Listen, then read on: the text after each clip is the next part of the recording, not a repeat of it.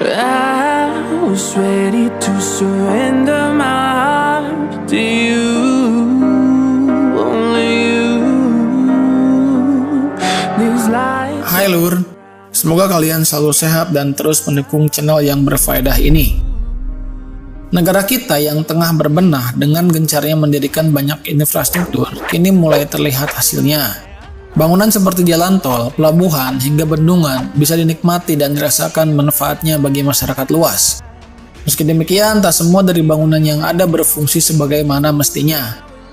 Habiskan dana pembangunan hingga renovasi yang menelan biaya miliaran rupiah, beberapa infrastruktur yang ada malah mangkrak, tak terpakai alias terbengkalai.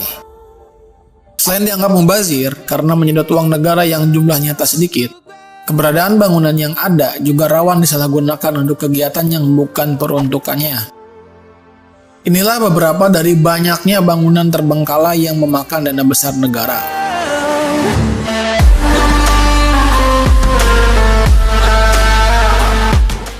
Pelabuhan-pelabuhan bernilai puluhan miliar rupiah mangkrak. Pada saat Presiden SBY berkuasa, tercatat ada beberapa pelabuhan yang dibangun dengan menggunakan dana APBN.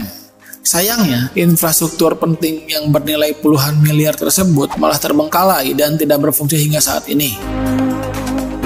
Bangunan seperti Pelabuhan Dompak, APBN 2013 yang bernilai 57 miliar, Pelabuhan Moncoh, APBN 2013 63 miliar, Pelabuhan Meranti, APBN 2013 50 miliar, Pelabuhan Teluk Tapang, APBN 2012 128 miliar, Pelabuhan Tanjung Beringin, APBN 2007 16 miliar, dan masih banyak lagi pelabuhan yang mangkrak dan tak terurus. Jujur ini bikin pusing Lur, karena harusnya mengingat kita adalah negara berkembang, pembangunan itu didasarkan pada kebutuhan yang mendesak untuk masyarakat luas, bukan karena proyek semata. Jangan membangunlah kalau cuma untuk menghabiskan uang negara dan bangunannya cuma jadi sarang hantu. Utang kita masih banyak loh. Renovasi bangunan pesanggerahan di Pasar Singamandawa.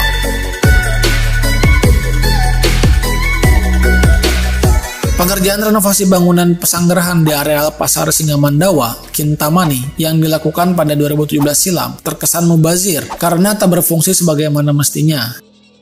Dilansir dari balipos.com, renovasi yang dilakukan Dinas Pariwisata dan Kebudayaan Kabupaten Bangli itu tak kunjung dimanfaatkan. Renovasi bangunan pesanggerahan yang menghabiskan anggaran 600 juta itu rencananya akan digunakan sebagai Tourist Information Center di wilayah tersebut. Layaknya sebuah bangunan yang terbengkalai, bagian pintu masuk depan pesanggerahan nampak kumuh, dipenuhi pelapak pedagang.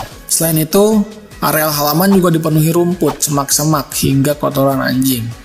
Innalillahi.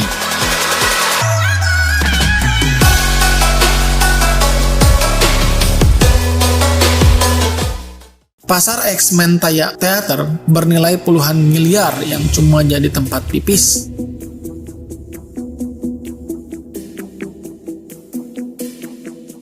Bisa dibilang kondisi Pasar X Mentaya Theater yang terletak di selatan Taman Kota Sampit, Kalimantan Tengah bernasib sama seperti proyek yang sia-sia lainnya. Laman jpnn.com menuliskan, infrastruktur yang hampir 5 tahunan tidak berpenghuni itu menelan biaya pembangunan hingga 25 miliar. Dana pembangunannya diambil dari APBD Kota Waringin Timur melalui sistem tahun jamak. Mirisnya, gedung yang terlihat megah itu hanya menjadi tempat buang air kecil dan lokasi muda-mudi mojok saat malam.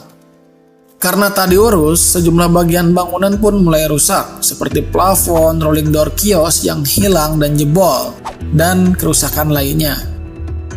Sayang bro, asli.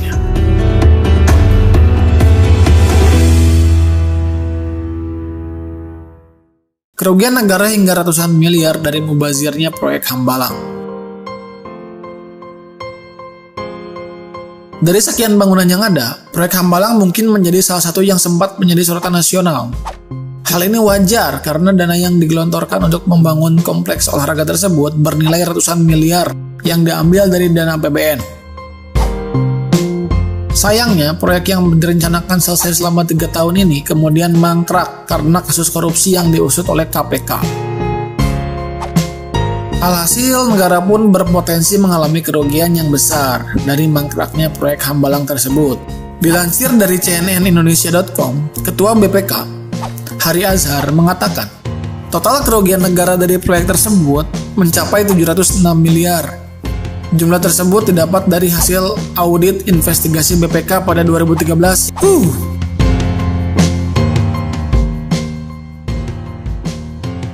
Selain mubazir dan tidak memiliki nilai tambah, pembangunan mangkrak di atas juga berpotensi merugikan negara yang dananya berasal dari rakyat.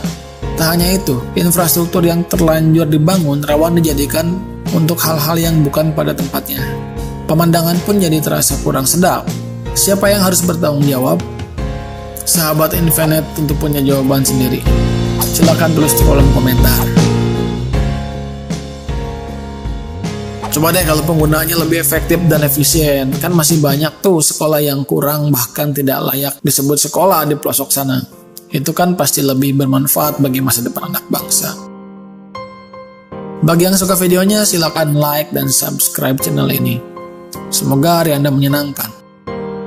Sampai jumpa.